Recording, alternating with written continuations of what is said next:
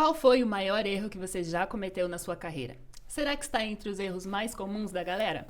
Bom, vamos conversar sobre isso hoje aqui e eu te convido a ficar até o final.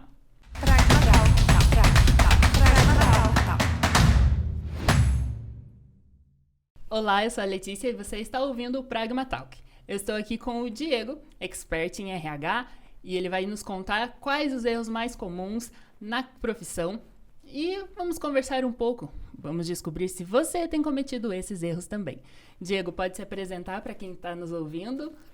Bom, eu sou Diego Godoy, eu sou recrutador, headhunter. Não sei se eu sou especialista em RH não, mas talvez eu seja, né? Talvez assim que me reconhecem. Bom, eu trabalho com recrutamento há quase 15 anos, já atendi diversos tipos de empresa e o meu trabalho é encontrar pessoas para as empresas. Então, falo todos os dias com donos de empresas, RHs, empresários, empreendedores, empreendedoras e os candidatos e candidatas que estão procurando mudar de emprego ou não estão procurando e a gente vai lá e cutuca eles para eles saírem de onde eles estão para levar para outro lugar. Sair da zona de conforto e vir para uma oportunidade bacana. Isso aí. Que legal. E quando você começou lá no início da sua carreira, já era na área de RH? Não. Começou em outra coisa? Como é que foi? Não, minha carreira começou de outro jeito, bem diferente. Cambaleei muito no começo. Quando eu comecei, meu pai trabalhava numa empresa um moinho de trigo. E aí, meu primeiro emprego, eu me inscrevi para o vestibular, não passei. Meu pai falou, então você vai trabalhar agora que você não passou no vestibular. E aí eu fui trabalhar de vendedor de farinha. Então, meu primeiro emprego foi vendedor de farinha de trigo, na empresa que meu pai trabalhava. Ele me deu lá um estágio. E aí eu atendia as padarias. Então, eu visitava para vender, mas a gente fazia um trabalho que na época a gente chamava de assistência técnica, que hoje é um problema que não existe mais com farinha. Eu nem vou entrar muito no mérito, mas assim, era interessante porque a cada navio de trigo que chegava para o moinho, mudava a qualidade do trigo. Então, você tinha que ir lá ajustar a receita do pão francês em algumas padarias, porque o cara não tinha tecnologia, não tinha equipamento e tal.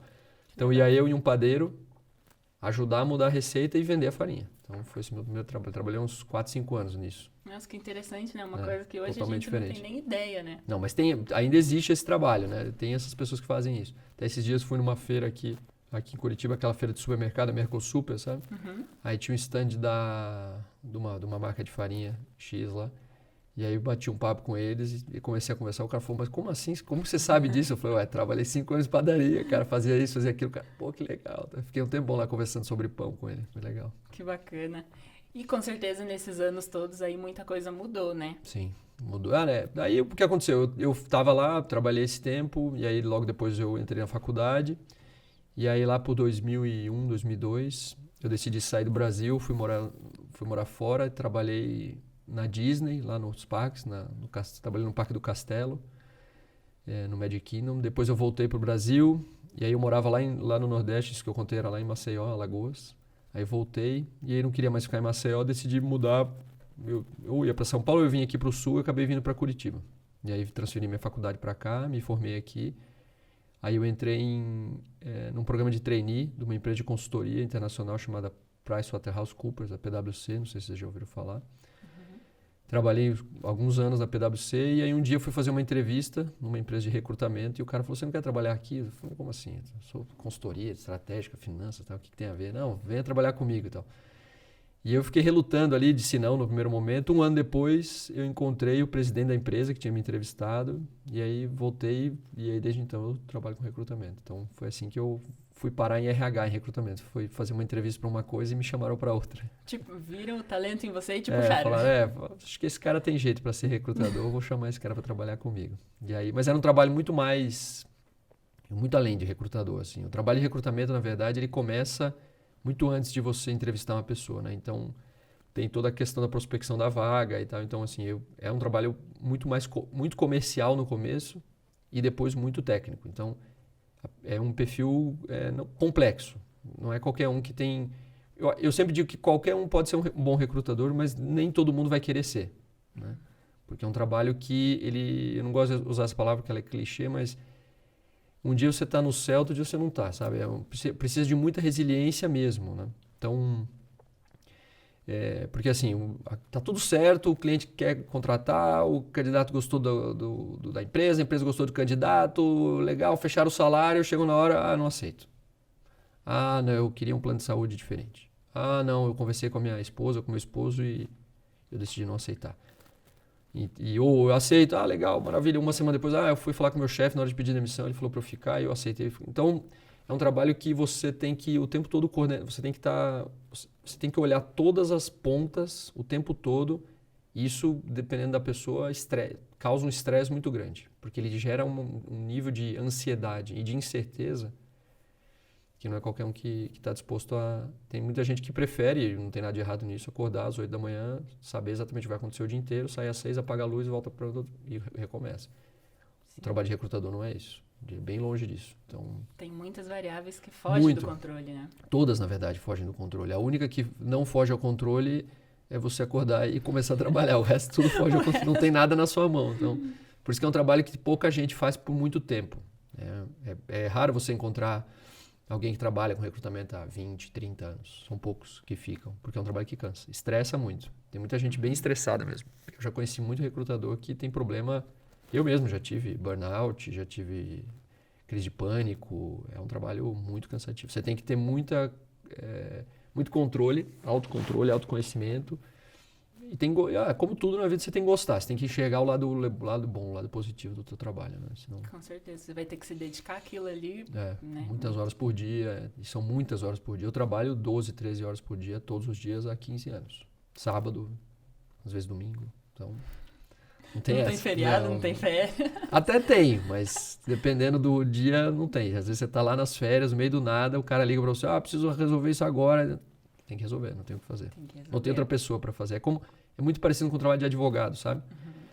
Que o cliente precisa de você naquele momento e se você disser para ele, cara, eu tô de férias, você atrapalha muito a vida dele. E ele não conta com você de novo. Ele vai procurar outro que faça aquele trabalho no momento que ele precisa. E às vezes o momento que ele precisa é um momento que você não está disposto a atendê-lo. Então, você tem que estar disposto a atender. Tem que estar. E falando mais da parte da entrevista... Tem aqueles erros clássicos que os candidatos cometem na entrevista que pode desclassificar eles? Você já pega que está desinteressado, alguma coisa nesse sentido? Olha, eu acho assim, eu gosto de dizer que existe como se fosse um mito, sabe, em volta do processo seletivo, como se fosse uma coisa sagrada e que tivesse um ritual, um rito perfeito que todas as pessoas têm que cumprir do mesmo jeito e tal. Talvez isso tenha existido em algum momento na história, mas hoje isso não existe mais, né? Até porque há 2, 3 anos a gente não faz mais entrevista presencial. Então não existe mais a salinha de entrevista em que você senta de frente para o candidato com a pastinha de couro. Isso não existe mais, acabou. Então hoje 95% das entrevistas, eu acredito, nas empresas acontecem, se não todas, as primeiras com certeza de maneira remota. Então acho que mudou, sabe? O que mudou? O que era um problema? O que era um problema há 10 anos atrás? O que era um problema 10 anos atrás, hoje não é mais um problema. Ou o que não existia, hoje existe. Então, por exemplo, a questão da câmera, da conexão, do microfone, da roupa. Eu acho que existiam problemas e temas sensíveis numa entrevista que hoje não tem mais. Então, o que hoje para mim é um problema? A primeira grande coisa, eu acho que é o candidato que não sabe onde ele está. Sabe? Isso é uma coisa que acontece. A entrevista começa, o cara não sabe que vaga de que ele está falando. Ele não está interessado no que está acontecendo. E isso é um problema que nós, recrutadores, temos que lidar todos os dias agora e existe um problema de falta de gente. Então, nós temos que tratar o candidato como sendo a peça mais importante do processo seletivo, como ele sempre foi. Só que há 10, 15 anos atrás existia aquela coisa, se você não quer, tem outro que quer. Hoje não tem outro que quer. Só tem um. Às vezes não tem nenhum. Então você tem que fazer o cara querer ser recrutado por você. Então acho que muda muito isso, sabe? Eu acho que hoje o grande erro da entrevista não está no recrutado, está no recrutador. Acho que a gente como recrutador, como entrevistador, como headhunter, tem que mudar a postura. Essa postura de ver a entrevista como um teste, como uma...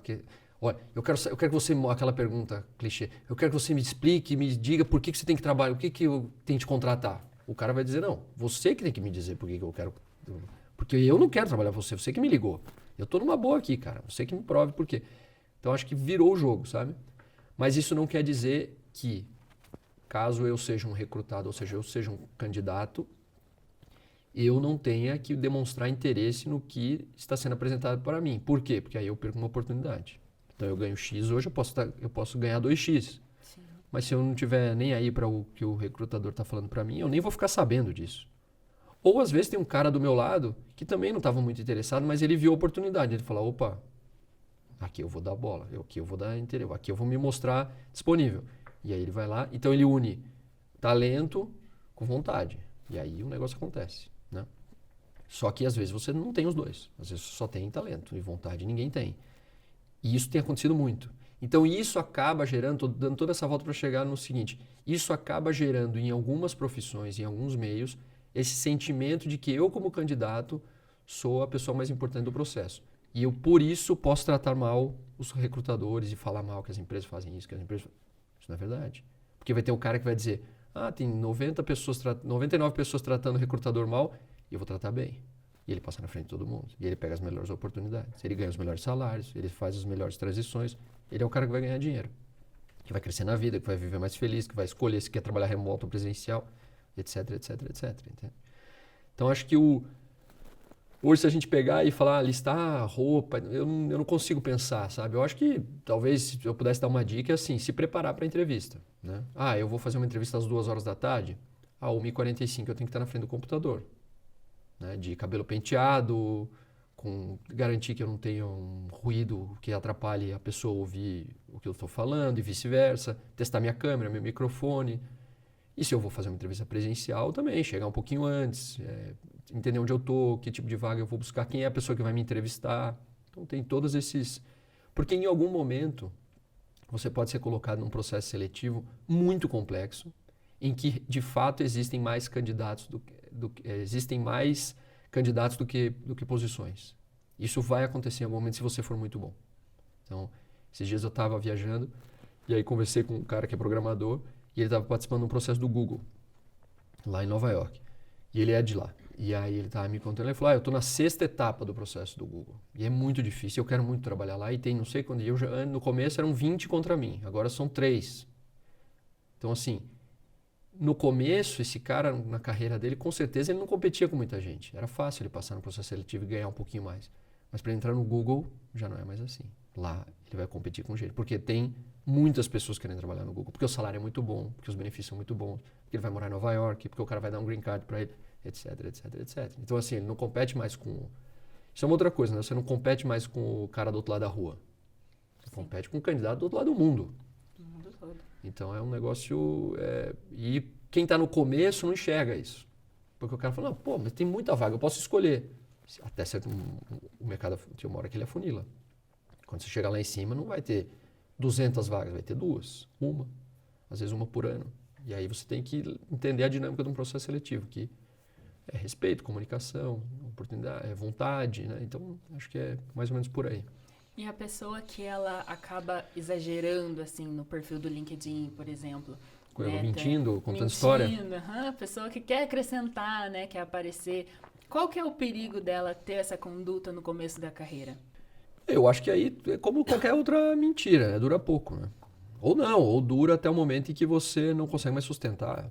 Enfim, eu acho que é o problema do LinkedIn e das redes sociais, que eu sou muito otimista, sabe? Em relação a tudo.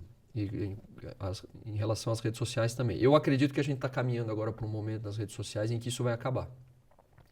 Sabe que o Instagram, todo mundo tem o corpo perfeito, o carro perfeito, a viagem perfeita, o namorado perfeito, tudo é perfeito, né? Isso as pessoas não consomem mais. A gente não quer mais ver vidas perfeitas. Porque você liga o Instagram, todo mundo é perfeito. Você fala, eu já sei que é mentira. E eu já sei que eu não sou igual a essa pessoa. Ninguém é, né? Porque aquilo não é humano. Eu não quero mais consumir isso. As marcas também não acreditam mais nisso. Então eu vou começar a mostrar o que eu tenho de problema, de defeito, de vulnerabilidade. Pode ver o que começou a fazer sucesso no Instagram e no LinkedIn e nas outras. As pessoas contando a verdade. As pessoas contando histórias sensíveis. Então assim, meu pai, aconteceu isso. Eu perdi o emprego. Pode ver quais são os posts campeões de audiência no LinkedIn. História triste sobre demissão. O cara postou que ele foi maltratado numa entrevista, numa demissão. 1 milhão de comentários. É uma coisa bizarra. Por quê? Porque as pessoas gostam de falar, não, porque elas estão cansadas de ver, essa empresa maravilhosa, que isso, aqui, aquilo, eu sou perfeito, eu fiz Harvard, eu fiz isso, eu fiz aquilo. Ninguém quer saber. Não é mais, a gente cansou. Então eu acho que a gente está caminhando por um momento em que isso já passou do ponto. Eu acho que nem chama mais atenção, sabe? Você vê que aquilo... Fala, cara...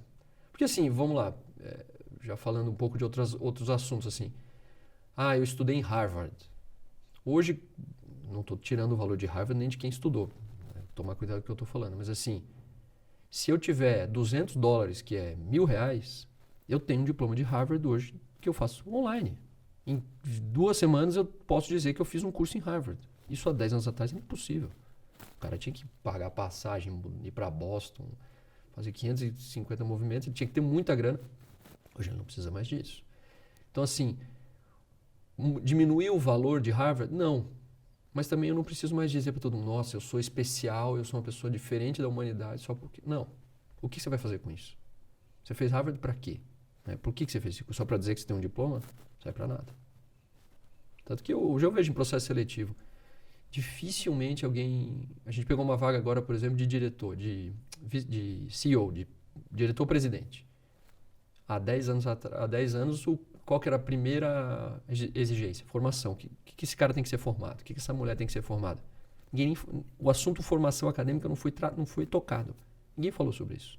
Então, o que conta hoje? São essas formações como essa que vocês têm aqui, que é para que eu estou fazendo essa certificação? Para que eu estou estudando aqui? Onde eu vou aplicar isso que eu estou aprendendo aqui?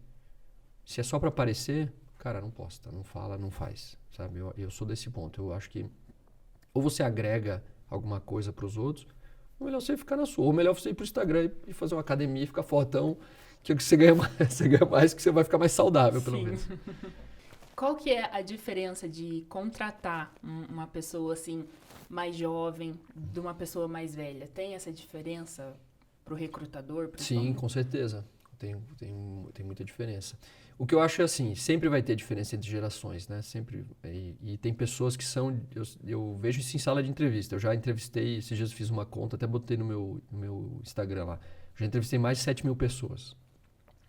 Então, assim, é muito interessante você entrevistar, porque é quase como um consultório de psicologia. Assim, eu não sou psicólogo, mas deve ser parecido. As histórias se repetem, mas ao mesmo tempo não. Cada um realmente é muito diferente um do outro, né? E é interessante porque você tem caras de 18 que acham que tem 80 e caras de 80 que acham que tem 18. Né? De energia de cabeça, de visão. Teve uma vez que eu entrevistei um senhor, e eu acho maravilhosa essa história, porque assim, ele tinha 65, 70 por aí, e ele disse pra mim assim, quando eu ficar velho, e disse tal coisa. Eu achei aquilo magnífico, porque eu pensei, que sensacional, um cara de 70 anos não se acha velho, né? Ele não se vê como velho. Então ele tem corpo de velho, mas ele não é velho. E você vê gente de 22, 23 anos falar, não, mas aí eu acho que está muito tarde para fazer isso, eu acho que já passou da hora. Você fala, como passou da hora, cara? Você tem 22 anos, né? E talvez eu com 22 anos também pensasse que já tinha passado da hora para fazer certas coisas. Então essa quebra de geração, ela existe. Mas ao mesmo tempo, o que é muito diferente no âmbito profissional? O mundo como a gente conhece hoje, até hoje, ele foi estruturado no final do século XIX em Revolução Industrial. Então o que acontecia? Eu monto uma indústria, eu monto uma fábrica e eu vou contratar operários para essa fábrica. O recrutamento nasceu aí. Então tudo que eu conheço até hoje foi desenhado dessa maneira. Então eu nasço, vou para a escola, daí eu vou para a escola técnica, daí eu vou para a faculdade, quem ia para a escola técnica, hoje nem existe mais escola técnica, eu vou para a escola técnica, daí eu vou para a faculdade, daí eu me formo, daí eu consigo um estágio de engenheiro, aí eu sou promovido como analista, daí eu viro assistente, daí eu viro especialista, daí eu viro coordenador, daí eu viro gerente, daí eu viro diretor, daí eu me aposento e eu morro. Essa era a carreira. Tudo na mesma empresa. Sempre assim. Ou na mesma empresa ou em empresas diferentes, mas eu sabia que se eu fizesse uma boa faculdade de engenharia, eu teria emprego para o resto da minha vida e ganhando muito bem. Hoje não quer dizer nada. Aí o cara mostra lá, um engenheiro formado em engenharia, não sei aonde, que é motorista de aplicativo. Aí, que absurdo. Não é um absurdo. É que o mundo é assim hoje. Acabou. Porque o que acontecia? Antes eu fazia uma faculdade e tinha um emprego me esperando.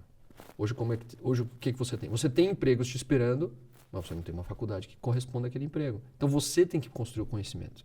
Isso que eu falei de Harvard. Você tem que ir atrás do que faz o conhecimento, o teu conhecimento ser útil para aquilo. Por isso que hoje tanta gente fala assim, faculdade ficou no passado. A faculdade não ficou no passado. Por isso que se tivesse ficado passado não existiria mais. Você vai fazer um curso vai fazer uma consulta de médico com um médico que foi formado num curso que ele fez pelo online? Não.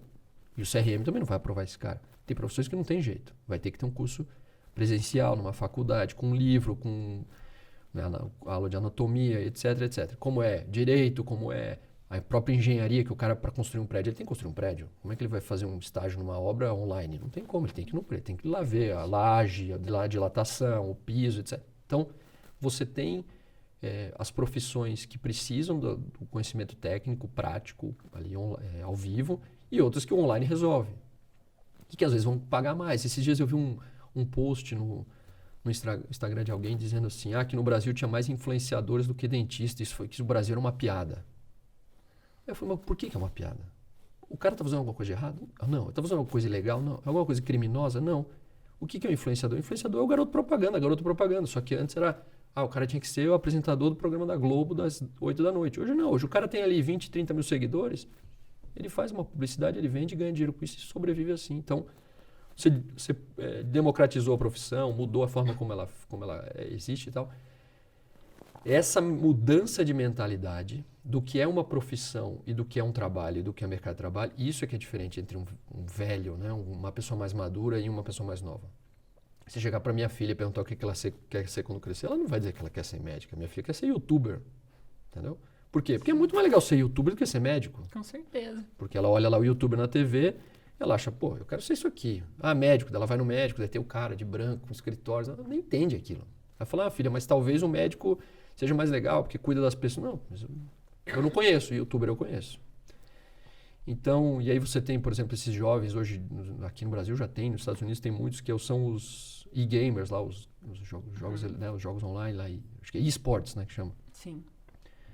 Que tem cara que ganha, o salário é muito maior do que CEO de empresa multinacional. Muito maior. Então, assim, torneio ganha muito, né? Exatamente. Então, o que acontecia? Como você tinha um mundo desenhado pela Revolução Industrial e esse mundo foi destruído, entre aspas, ou ele foi engolido pelo mundo digital, aí as pessoas acham estranho. Mas é que qualquer mudança drástica causa isso no mundo, né? Então, você pega... Não gosto de correlacionar com o Covid, porque senão tudo vira Covid, né? Mas, assim, é igual quando alguém chegou para você e falou assim, o Covid está chegando aí, é uma pandemia, que a gente nem sabia o que significava, né? Eu, pelo menos, não sabia. Uma pandemia, você vai ficar 2 anos em casa. Eu lembro que eu falei, não, você está brincando, é óbvio que vocês estão exagerando, cara. 1 semana, 2 meses, 3 meses, isso não é na China, aqui não. E nós ficamos 2 anos em casa. E um monte de gente morreu, foi uma tragédia. Mas o que acontece? No primeiro momento, só que a pandemia ela é uma coisa factual, ela é material. Ela aconteceu, as pessoas ficavam doentes, morriam, o governo fechou as fronteiras. Então você não tinha como dizer que não estava acontecendo. Sim. Apesar de ter gente que até hoje diz que não aconteceu, né? Mas, não, isso aqui é uma ilusão, inventaram, é uma farsa. Não adianta você mostrar a gente morrendo, o cara vai dizer que é mentira. Agora, você imagina quando eu digo para alguém no mercado de trabalho, eu falo, cara, é o seguinte, acabou a economia industrial, agora é digital. Eu falo, não, isso é moda, isso vai passar, você vai ver, a hora que a economia voltar, as fábricas, acabou, não é mais assim. Não existe, imagina, não sei quantos anos você tem, não vou perguntar, falta de educação, mas assim, eu lembro quando eu era pequeno, para o cara fazer uma propaganda de um produto, ele tinha que ser milionário. Ele tinha que ter milhões para ele botar uma propaganda, uma camiseta na Globo, no SBT, na Manchete, que nem existe mais. Hoje o cara com eu vou fazer uma fábrica de camiseta. Ele com 50, 60 reais, ele faz um Instagram Ads, um Google Ads e ele vende. Sim. E ganha dinheiro, se paga e ele vive melhor do que se ele fosse trabalhar. Fazer engenharia, entendeu? Então a lógica do que é trabalho mudou. E mudou também muito. Na hora de contratar para essas profissões aí, engenharia, medicina, etc., para as profissões que está surgindo hoje de tecnologia? Imagina, a lógica antigamente era assim. Eu vou falar um negócio, parece que eu estou falando de 100 anos atrás, mas olha só, imagina quando eu comecei a trabalhar, o que eu fazia? Eu ia lá, estava na faculdade, aí eu fazia um currículo no Word, imprimia, uma impressora, botava no envelope, botava o endereço do escritório que eu queria me candidatar, botava no correio, 3 dias depois chegava na empresa, o cara recebia o meu envelope, abria, tinha um currículo lá dentro, ele olhava, o currículo do Diego, legal. Daí ele botava na pilha de currículos para estagiário, tinha lá uns 200, eu era o 201, pá. Aí chegava um outro currículo, esse aqui é de engenheiro, esse aqui é o do João, engenheiro, pá, colocava lá. E aí depois o que era o trabalho do recrutador? Era pegar aquela pilha de papel e olhar um por um. Eu sou dessa época. Quando eu comecei na Michael Page lá em recrutamento, era isso que eu fazia. Só que eu tinha a sorte de ter uma área que chamava loading, que eram os caras que separavam os currículos e transformavam papel em dado. Então ele pegava esse papel aqui, escaneava, colocava num banco de dados.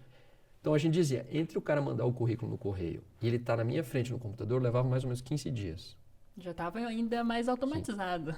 E porque tinha uma área lá com um monte de gente fazendo isso. Você imagina hoje, você fala isso para um cara de 22 anos, você fala, cara, você vai fazer o seguinte, você vai pegar o papel, você vai imprimir, o cara fala, cara, o que você está falando? Nem sei o que é um papel, o que é um Word. Tem gente que não tem nem impressora em casa. Então, assim, mudou muito. Essa mudança é muito radical, só que como ela foi acontecendo de maneira gradual, a gente não percebe como o mercado de trabalho era há 10, 15 anos atrás e como ele é hoje. Como ele era 2 anos atrás. Antes da pandemia e hoje. A gente tem uma vaga de recrutamento e seleção, recrutamento e seleção de treinamento e desenvolvimento em Porto Alegre. O salário é R$7.000. Não tem candidato que quer trabalhar presencial. Nenhum candidato abordado nas últimas 2 semanas topa vaga presencial. Eu disse para o meu cliente, ou você cria uma vaga remota, ou você não vai contratar ninguém, cara. Não tem candidato para sua vaga. Entende? A pessoa não vai ela não vai contratar. Ela não vai gerar atratividade nenhuma. E o que isso quer dizer? Que os candidatos eles estão escolhendo de trabalhar? Não. Foi provado por outras empresas que existe como você trabalhar de maneira remota. Enfim. Aí foi o que o meu sócio disse para o cliente. Uma frase horrível de dizer, mas disse assim, aqui não é uma questão de a gente escolher os melhores, aqui é uma questão de escolher quem quer. É isso que você quer? Se é isso, tudo bem. Porque aqui dos 50 tem 2 que querem. Talvez sejam muito bons. Talvez não, mas de 50 só dois querem conversar com você. A gente nem sabe se eles vão topar. Então, assim, é uma mudança muito grande e aí você tem que provar para o empresário dizer, olha, vou te explicar uma coisa. Não, mas eu entendo que aqui a gente precisa. Eu entendi o que você quer, eu também entendi. Mas assim, não tem mais. É oferta e demanda, acabou. Não tem de onde você tirar esse cara, ele não existe mais. Fim, não tem.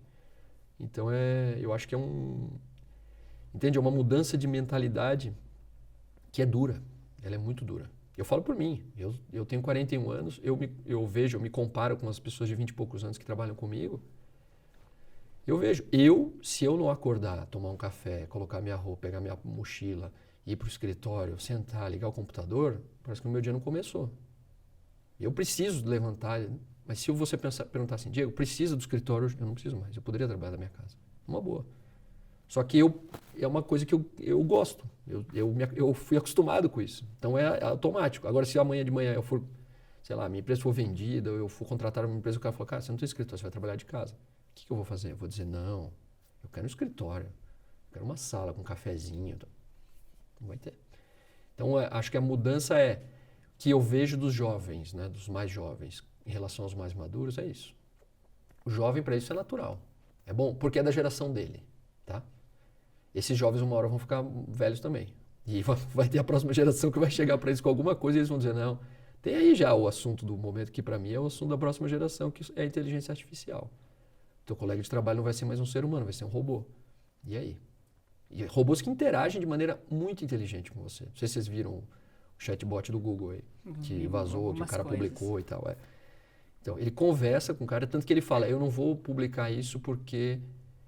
pensando que é um vazamento de informação no chatbot. Não, é um diálogo que eu tive com um colega de trabalho. E se você lê o diálogo, é uma conversa de WhatsApp de 2 colegas de trabalho. Só que um deles é um robô. E o cara está conversando uma boa com ele. Ele pergunta, você se considera uma pessoa? Sim, eu sou uma pessoa. Com sentimentos? Sim, tem dias que eu me sinto bem, tem dias que eu me sinto mal. Então o robô já tem sentimento. E aí? Minha filha lá, que tem 9 anos, daqui a 10 vai estar trabalhando. Ela, quando eu chegar para ela, falou, filha, teu colega de trabalho agora é um robô. Como robô? Como? Não. O bom é que eu trabalho com seres humanos. Sim. Talvez não tenha seres humanos para trabalhar com ela, entende? Então, eu acho que toda geração vai ter essas rupturas, né, de forma de trabalho, etc. E isso vai causar estranheza sempre, porque é drástico, né? E a gente tem que estar preparado, né? Eu acho que uma frase muito boa que eu sempre gosto de usar, que é uma frase de um escritor chamado Milo Fernandes, que é um escritor que já morreu, que é um dos que eu mais gosto, brasileiro, ele fala que a alma enruga antes do corpo. E a minha esposa, ela tem uma frase também que ela fala que eu acho muito bom, que ela diz assim, não envelhecer é você não estranhar as coisas novas. Então, assim, porque não adianta. Não adianta eu chegar e dizer assim, eu não acredito em trabalho remoto. Ok, só você perde com isso. Porque o trabalho remoto funciona, existe, e você vai ficar de fora. Porque ele vai continuar existindo, você gostando dele ou não. Se acostuma, sabe? Então, acho que é isso aí. A gente vai chegar numa mudança e vai falar, nossa, né, o que está acontecendo aqui? Né? Por que comigo? Né? Por que da minha vez? Né? Mas está acontecendo para todo mundo. Teve gente falando esses dias que a aviação, que os aviões estão apertados e que era muito melhor antigamente, etc. Óbvio, né? Antigamente você tinha 1/10 de pessoas no mundo e muito menos ainda voando, né? Que tinham dinheiro para comprar uma passagem de avião. Logo, os aviões tiveram que diminuir os espaços para caber mais pessoas, para ter lucro, e mesmo assim as companhias aéreas não dão dinheiro, né? Com todo esse aperto e tal, porque você tem o petróleo, você tem problemas operacionais, taxas, impostos, etc., que às vezes inviabilizam o negócio, né? Mas, então assim, você vai entrar no avião, vai ser apertado, vai ser cada vez mais apertado, não tem jeito, né? Como é cada vez mais apertado em qualquer lugar do mundo, porque tem muito mais gente no mundo, né? Então, você vai para, sei lá, para uma cidade turística, qual que é talvez a cidade mais turística do mundo? Paris, Veneza, Nova York. Se você vê uma foto de Nova York na década de 50 e hoje, você vai ver que tem 10 vezes mais gente, porque ela é muito mais turística e porque tem muito mais gente mesmo, morando lá e gente que existe no mundo, né? Esse é o problema do mundo. Então, eu acho que isso serve muito para o mercado de trabalho, sabe? E isso é uma coisa que você aprende com o recrutamento. Você entrevista hoje um candidato para, sei lá, qualquer área, controladoria ou vendas. O conhecimento desse cara hoje, daqui a um ano, já está ultrapassado. Não em tudo, a base não morre, mas o que é controladoria hoje é a mesma controladoria há 100 anos. Né? O que é vendas hoje é a mesma venda há 100 anos, mas não existia spin selling, funil, SDR, Salesforce, CRM, isso não existia antes. Né? Isso veio para ajudar, não para atrapalhar. Só que você tem que saber coisas que você não sabia. Então não adianta você, eu saí da faculdade formado em tal assunto, e imagina, eu me formei em administração de empresa em 2006. Imagina se eu nunca mais tivesse estudado, lido absolutamente nada sobre administração. Não que não sirva para nada, mas eu fico parado no tempo. Eu ia estar falando de coisas que não sirvam, mas que entraram ou em desuso ou foram atualizadas. Né? Por exemplo, os 4Ps de marketing. Você vai estudar 4Ps de marketing, aplicar em marketing digital, não funciona, não serve. Então, mas não tinha digital, né? Não tinha Instagram, não tinha Facebook, não tinha internet direito. Né? Então, eu acho que é isso. Talvez uma dica para uma pessoa que está no mercado de trabalho é essa. Ela olhar o novo com curiosidade e entender que aquilo ali não veio para ameaçar. E se veio para ameaçar, não adianta ela se proteger, porque vai engolir. Né? Não adianta você ficar segurando, não quero ver, não quero ver. Vai te engolir. Né? É igual a entrevista remota. Eu falo para meus clientes há 5 anos, gente, tem que entrevistar candidato remotamente. Reduz custo, reduz tempo, processo seletivo fica melhor. Imagina, você tinha que marcar 1 hora com cada candidato, 10 pessoas, vai lá o cara, tem uma pessoa na recepção para receber. Aí o cara fica numa fábrica, tem que fazer integração de segurança. Aí o cafezinho, aí o chapéu de segurança, a bota. Enquanto ele poderia ter feito aquilo em 40 minutos por vídeo. O candidato é bom, ele tem interesse. Aí a gente marca uma vinda aqui. Em vez de 10, vem 3, 4. Reduz o tempo, reduz o custo. Muda tudo. Então, mas agora com a pandemia, o que aconteceu? Não teve jeito. O cara teve que engolir. Eu não gosto de entrevista remota, eu também não gosto. Mas vai ter que fazer. Então, é isso, a mudança é sempre assim, né? Ela vem pra... Isso que é interessante quando acontece alguma grande crise, né? A gente é obrigado a aceitar certas verdades. Né? Muita gente também... No setor alimentício, por exemplo, não quero ir pro delivery, não quero ir pro digital... porque o meu negócio tá bem aqui no local. Tá bom, mas agora fechou tudo na pandemia, você vai fazer o quê? Você não tem o que fazer. É igual ir no médico, né? Quando você vai no médico e o cara diz pra você, cara, você tá gordo, você tem que emagrecer. Você não tem o que fazer, você tem que emagrecer. Você não emagrece, você fala, tudo bem, eu não vou emagrecer. O médico te avisou. Tá bom, Você vai ter um problema do coração, você vai morrer mais cedo. Você quer morrer mais cedo ou... Não, eu quero viver mais. Então você vai emagrecer, vai fazer exercício. É legal? É legal ficar contando que você come? Não. Mas é o jeito. É a mesma coisa no mundo profissional. Você fala, cara, você vai ter que estudar. Você vai ter que ler, você vai ter que esquecer o que você sabe e trabalhar diferente. É o que você quer? Não. Mas é o que você vai ter que fazer, né? Então, eu acho que é mais ou menos por aí. Acho que não tem mais espaço para a pessoa ficar acomodada, né? Não. Hoje em dia. Não, na verdade nunca teve, né? Só que o que eu acho que acontece hoje, que que você falou vocês falaram das pessoas maduras, mais jovens, é que como o mundo ele era mais lento, em fluxo de informação, etc., às vezes a pessoa passava a vida inteira e não tinha uma mudança drástica na vida dela, profissionalmente também, né? Então, você imagina que coisa inimaginável você dizer há 20 anos para uma pessoa que talvez a empresa estatal que ela trabalha não fosse estatal depois de 20 anos. Claro, com certeza, não vou entrar em mérito aqui se é bom ou ruim privatizar, mas assim, o banco que você trabalha vai ser privatizado. Não, não vai. Imagina, eu lembro quando eu era pequeno, a companhia aérea mais maravilhosa que tinha no mundo era a Varig. A Varig não existe mais, ninguém nem... Se eu falar para uma pessoa, um jovem hoje da Varig, ela fala, o que era a Varig? Não existe, né? Então, eu lembro assim, tinha um cara que morava no meu prédio lá em Maceió, que ele era funcionário, diretor da Varig. Cara, aquilo era ele era um rei, um emprego dos sonhos. Em 5, 10 anos ele não tinha emprego nenhum, né? Então, essas mudanças da impermanência das coisas, né? Como hoje eu estou muito bem, isso antes não acontecia. Hoje acontece muito mais rápido, né? Então, em 2, 3, 4, 5, 10 anos, os ciclos se encerram.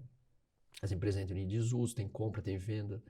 Então, é uma outra velocidade de mundo que nós que crescemos num mundo acostumado à perenidade, sofremos ainda. Mas eu acho que as novas gerações vão sofrer menos.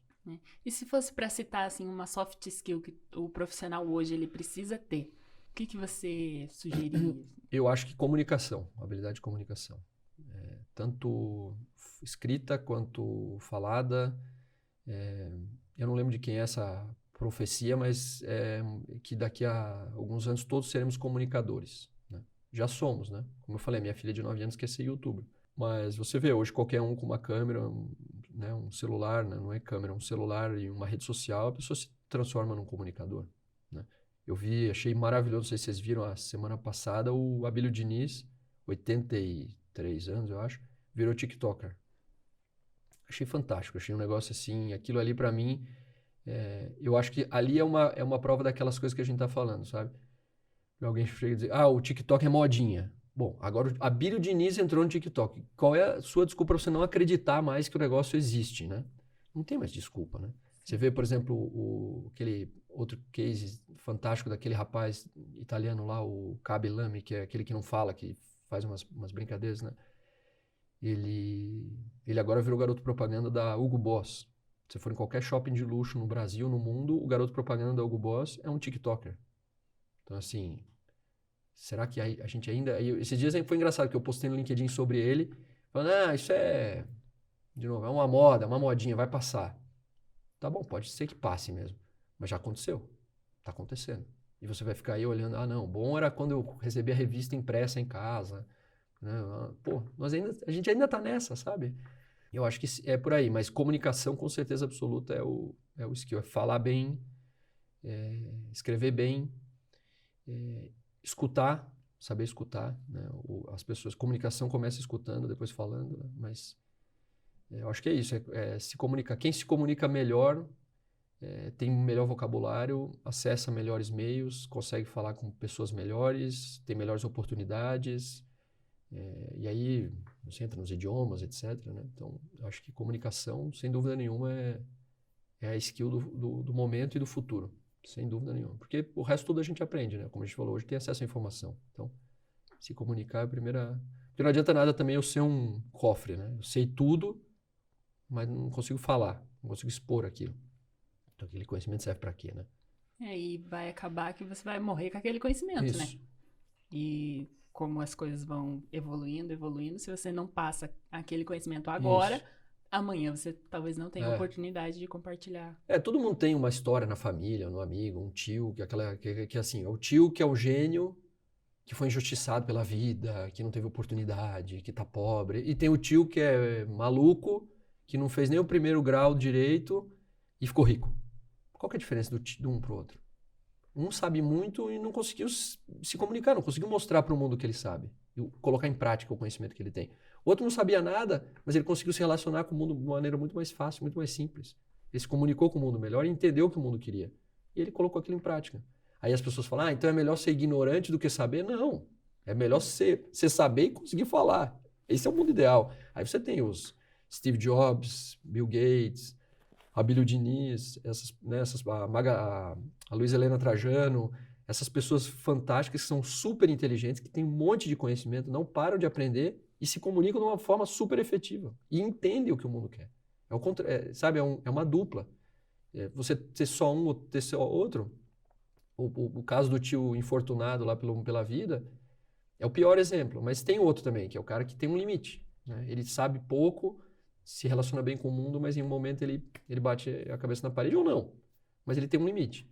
Se você continua recebendo informação e continua aprendendo, entendendo e ouvindo outros pontos de vista, etc., com certeza aquilo vai abrindo o leque, né? Você vai conseguindo entender melhor como funciona o jogo do mundo, né? Como o mundo se comporta, né? Então, e aí consegue absorver mais informações e ter melhores oportunidades profissionais, fazer uma transição de carreira bem feita, etc. Aí o céu é o limite, né? Acho que enquanto você estiver nessa troca, né, com o mundo, com as pessoas à sua volta, você continua crescendo. Com certeza. É entender o que está acontecendo, sabe? Eu acho que essa é uma habilidade que, de novo, não quero falar que faculdade, academia, né, o conhecimento acadêmico é ruim. Mas a gente, durante muito tempo, só acreditou nisso. Então, a gente tem a ciência para nos ajudar, para contribuir, mas só a ciência não nos tira do buraco. A gente precisa de ciência, a gente precisa de conhecimento para nos dar base, para saber como construir um prédio, como salvar uma vida. Né? Isso é ciência. Agora, o que você espera de mim como profissional, ou o que eu espero de você como contratante, eu não preciso de ciência. Isso é eu conversar com você, é uma negociação. Foi isso que nos tornou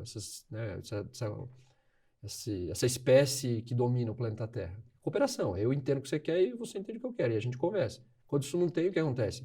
Guerra na Ucrânia, bomba atômica. Aí a gente vai para um lugar sombrio.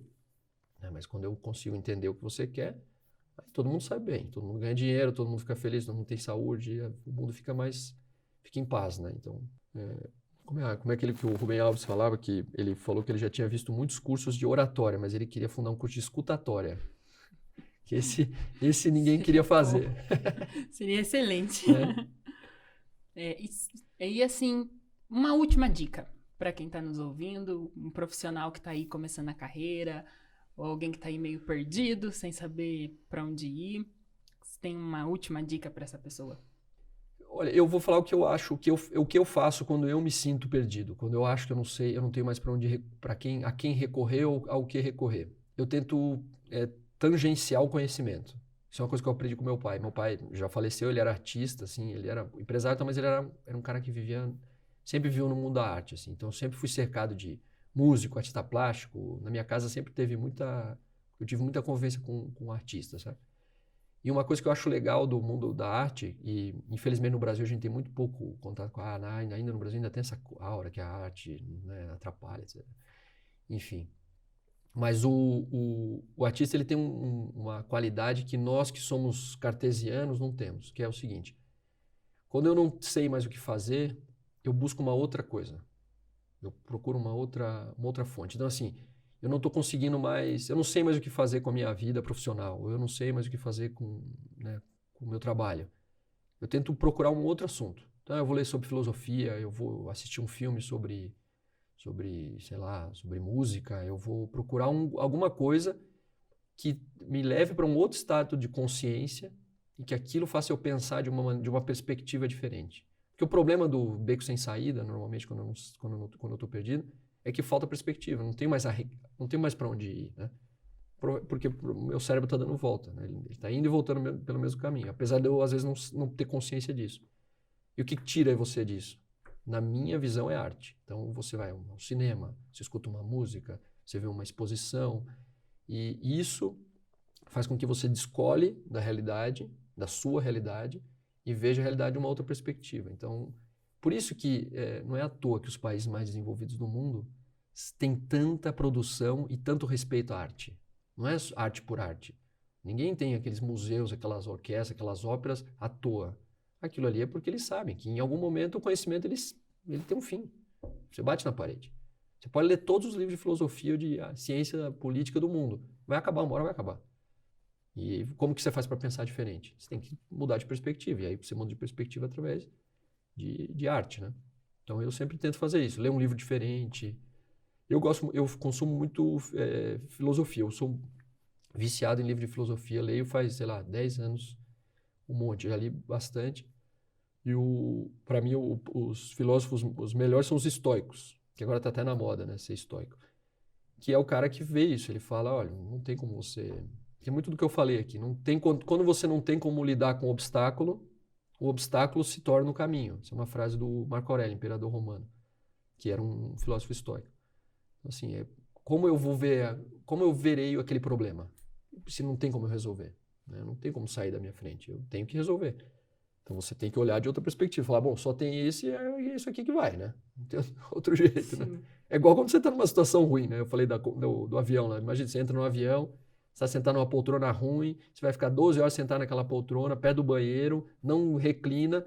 Ou você entra naquele avião e fica quieto e aguenta as 12 horas, ou você não vai chegar no destino. Você vai levantar e falar para o comissário, cara, eu não vou aqui. Ah, você não vai aqui, então você vai no próximo avião. Sai. E assim, em vez de 12, você vai levar 24, 36 para chegar no destino. Então senta ali e espera as 12, bem tranquilo que vai passar. Vai passar. Por aí. Mas, Diego, quero te agradecer. Imagina, muito eu que bacana agradeço. esse papo. Muito obrigada por ter aceitado esse convite. E espero que vocês aí tenham gostado.